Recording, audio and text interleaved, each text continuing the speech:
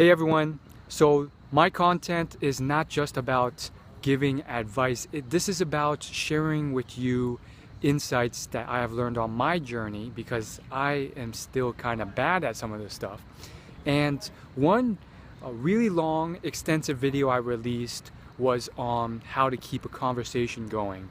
And for that video, I really just talked about specific topics that you can use, specific techniques. But in this video, I want to talk about failures of mine, just to show you that you're not alone if you're not good at this.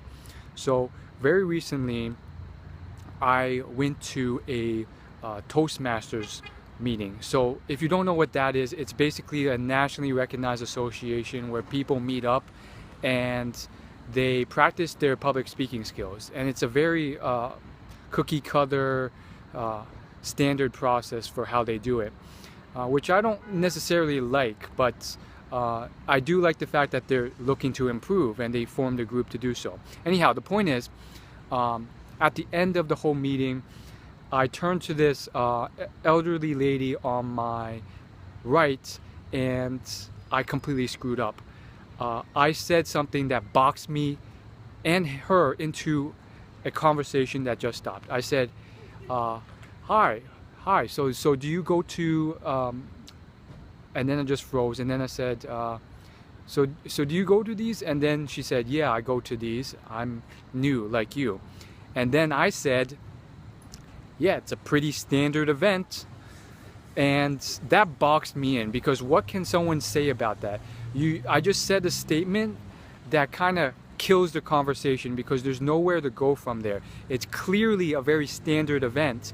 And I like to coin that a self-destructing, I would call it a self-boxing in technique, because that's what I did, and it killed the conversation. And she was just like, yeah. She even attempted a bit to try and continue it, but then she was just like, yeah, it's pretty standard, and then she left. The point was, she even wanted to continue the conversation, but it just failed there. Instead, looking back, I could have done a lot of things. I could have asked her open-ended questions that really got her talking and got the conversation flowing, like, why did you come here? Why were you interested in public speaking? Why are you interested in improving? And then rather than just keep asking her, from there I could have gone on all these different things and said, I came here, I can relate, and I could have used relating, but I did none of that. I just screwed up completely. So yeah, that's it. The lesson is, don't box yourself in. Try and keep it open from an early stage. Don't bring up statements or concepts that kind of screw you over in that way. And that's really tough to do. So hopefully you won't fall into that same trap. And then another thing I learned from this whole thing is that you need to have more situations to practice. Unfortunately, after I screwed that up, everyone had pretty much left, and I was just there's a couple people left, and I didn't know if I should stay there and just wait and then try and talk to them. So I left, and I learned that if I have more experiences to practice, one right after the other, I can really learn from my last mistake and then switch it out.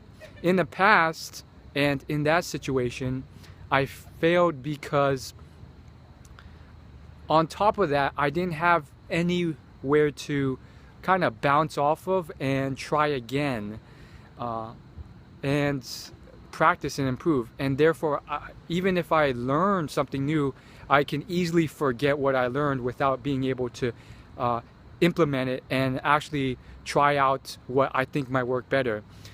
So I'm going to keep that in mind and make sure to try it out at least sometime very soon. And then the next thing I learned was just that I got to take initiative, and I was just kind of I wasn't really thinking, and I wasn't really prepared. I didn't think to go in with, hey, I should start a conversation, and it kind of just screwed me over because I was like a deer in headlights. So that's it for this video. Hope it helped. Thanks for watching. Subscribe.